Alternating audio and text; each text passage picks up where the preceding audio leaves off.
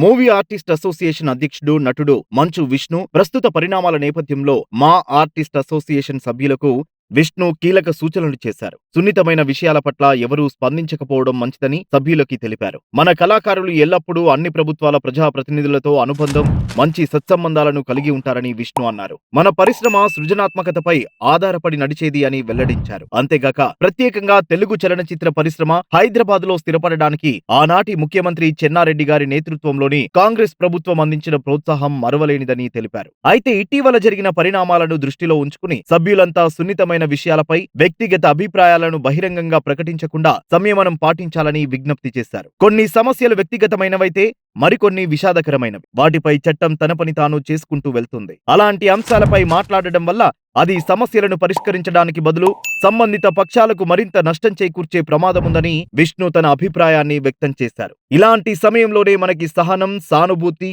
ఐక్యత అవసరమని అన్నారు. ముఖ్యంగా మూవీ ఆర్టిస్ట్ అసోసియేషన్ ఓ పెద్ద కుటుంబమన్న సంగతి గుర్తుంచుకోవాలన్నారు. ఏ సమస్య వచ్చినా మనమంతా కలిసికట్టుగా ఎదుర్కొందామని మంచు విష్ణు తెలియజేశారు. విష్ణు, మంచు చేసిన ఈ ప్రకటనతో ఇండస్ట్రీ నుండి హర్షాతిరేకాలు వ్యక్తమవుతున్నాయి.